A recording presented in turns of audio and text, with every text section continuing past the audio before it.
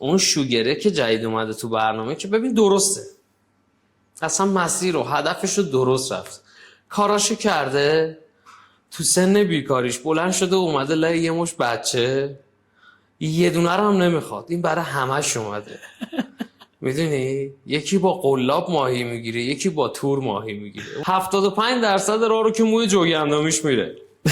خب 10 سیسی فیلر داره، 5 تا هم اون میره.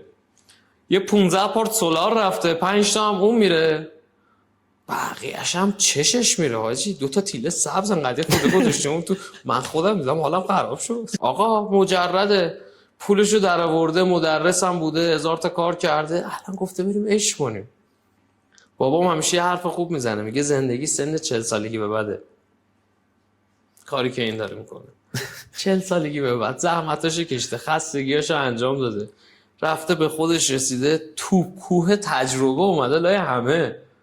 اصلا پسر حریف اون نمیدود از کنده پا میشه. آقا مثالشه، من نمیگم.